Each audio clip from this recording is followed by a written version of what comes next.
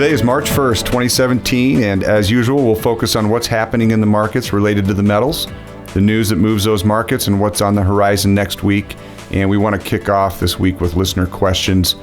We have Michael Corey from YouTube asking, can you guys find evidence for what truly drives gold? Prominent investors say it's all political risk or fear. One says cycles, one says inflation, one says it runs inverse of the 10-year treasury, one says it's all manipulation, and yet another says it's whether the government bonds are either yielding negatively or positively in real terms. Can you help us make sense of this? Thanks. And thank you, Corey. And I'm going to just throw that at you, Miles. I think we go, let's see here. No, yes, yes, no, no, no, yes, no. Some and all. I say yes. I say all depending on the timing. We do see those fundamentals push and pull on gold and silver, and that's what's so hard to predict price movement is because you have all those factors pushing and pulling. Well, it's like anything else, especially in technical analysis. Does FIB work? Sure. Does RSI work? Yeah. Does MACD work? Why not? Not all the time. Not all the time, though. Dow theory? Not always. Sure. But not also. So it's a real hard question to answer because you do have all of those factors playing around with the gold price. And at times there will be correlations like the ones you mentioned that are happening in the market. And then at other times those correlations won't exist. Yeah. Like say the Indian wedding season every fall. We get calls all the time about gold in the fall because it's the Indian wedding season and gold is the gift. Right. There's the old adage, buy in the winter, sell in the summer, right? Doesn't hold true if you look at the last 14 years. Not necessarily the case, more often than not. But sometimes. Gold thrives on uncertainty. That's a fair statement for it in general. Well, I think you guys are hitting on it now. And Robert, to your point, you step back and Bert Doman on the McAlvany Weekly Commentary last week said there's a third guarantee. We know death, we know taxes are guaranteed. And he points out the fact that you can also count on currency devaluation. So Michael, Corey, to your question, yes, but not always. And you can count on currency devaluation if you step back and go macro enough. And you look even at the last 45 years since this company's been in existence and we came off of the gold standard, you'll understand why over the long term the fundamental is, currency devaluation will drive the price of gold up. So again, that's just one fundamental that's pushing on the price of gold. Miles, what do we see though specifically this week and thus far in 2017 specific to gold? As we mentioned last week, gold did push up into that 618 fib correction level in the mid 1250s. In fact, I believe even broke 1260 intraday, but has trailed back down since then. While we were asleep over here in the U.S., most of that growth has taken place in the Asian markets overnight. Those of you who do own gold were probably sleeping well, and those of you who don't own gold may not be. Or maybe you baby boomers are asleep too much because many of you have 100% of your assets in one asset class, paper, stocks, and paper bonds. It's a great point, Robert. I was talking to another broker this morning and looking back with retrospection on how investors' mindsets used to work. And back in the 40s and 50s, when 25% of a portfolio and no more went into the stock market, and then you diversified. Nowadays, we're brainwashed and stuck in a paradigm where 90 to 100% of a portfolio is in equities or bonds and a combination thereof. But true diversification comes from spreading your portfolio around. You have to have a cash position. You have to have a metals position. Well, and that's the old permanent portfolio concept that we've hammered for decades and then transitioned over to what we call the triangle. Many of those baby boomers don't even realize that gold has outperformed the stock market by over 100% in the last 15 years. So getting back to gold without diverging too far, we do see the price possibly trailing down here since it did hold at that fib level. And I expect gold to hold above 1,200, which should provide some good entry opportunity. All right. Then, Robert, what about silver? Silver is up today with gold trending a little lower, and silver has led the way and has tightened the gold-silver ratio just a bit, where it's been staying under 70 for a while now, and silver's acting very strong. I'm very bullish on silver.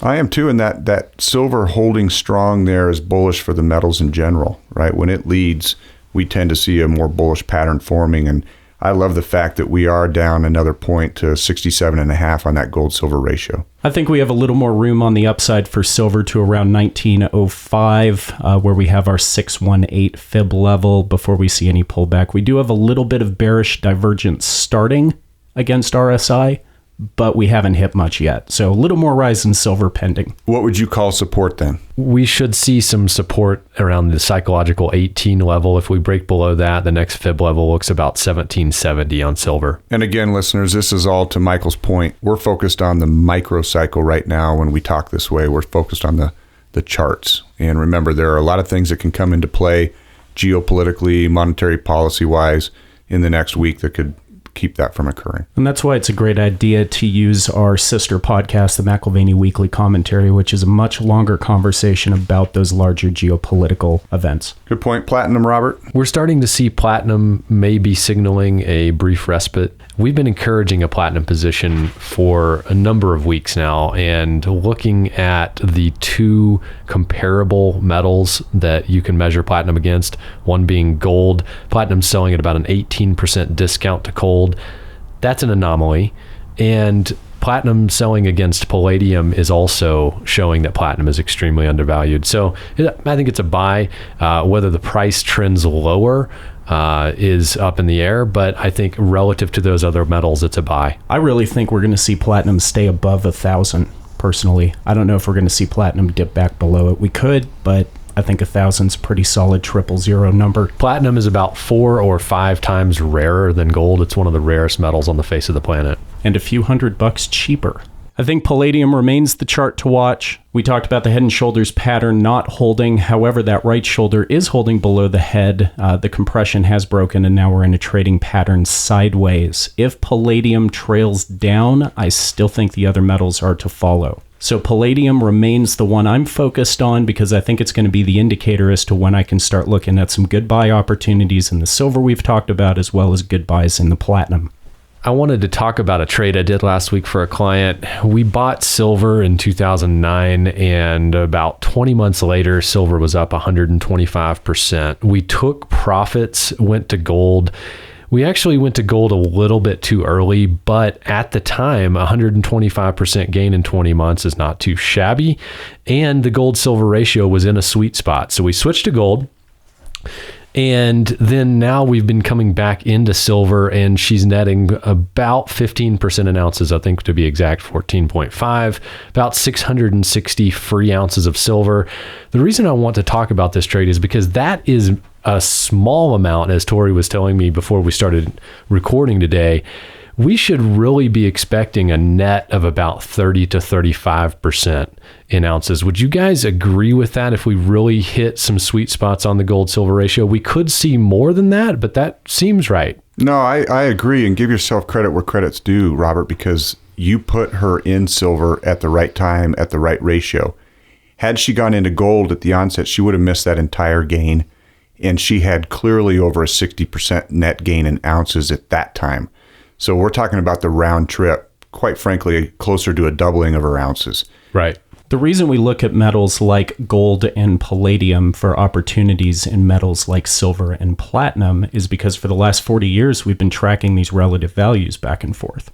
This is really a perfect example of why we encourage you to call us. It really matters what you already own, or if you're stepping in for the first time, what you acquire at the onset. Had Robert not done that, the client would have missed and been completely off cycle. You may be off cycle. You may be pondering stepping in for the first time. Let us help you step into the right product at the right time so that you can be set up properly for these future cycles. This is why people do business with us for 45 years. It's not that we're just offering the lowest price on something. We add this value to someone's portfolio, and there's benefit to that. 14.5% in ounces here. It probably, in reality, will be 30 next time. Well, and like I've said in the past, anytime I can add ounces to my portfolio without taking my wallet out of my back pocket, I'm a happy person. Yeah, who doesn't like free ounces of silver or gold? So the Dow Industrials keep on rallying. Most recently, I think, due to President Trump's speech last night to Congress. At least that's what everybody's claiming it to be. Again, it's not actually based on productivity, sales, et cetera, but it's something that is sentimental. What about the U.S. dollar, Robert? The dollar has been holding above 100 for a little while now and pushing up towards that 102 level. And Tori, from last week, if you're going to speak for me, then please be accurate, because I just said that the dollar would run into resistance at 102. I didn't say it was definitely going to hold, or maybe just don't speak for me. Or you could just show up when we record. That's right. That's what you get for not being here. I was too busy making my client 14.5% in ounces, guys. Well, you guys are still both wrong. Dollar's going up. Miles is going to hold true to his 104 prediction. I'm going to go ahead and say it's dropping below 100 before we see 104. Hey, look, as long as it hits 104, I'm still right. So I'll close briefly with just a recap of our recommendations that you've heard today. One, getting set up for ratio trading, but don't ignore the fact that premium swaps exist as well. US $20 gold pieces are opening the door for us right now and allowing us an opportunity to again be set up to accumulate ounces, as Robert touched on.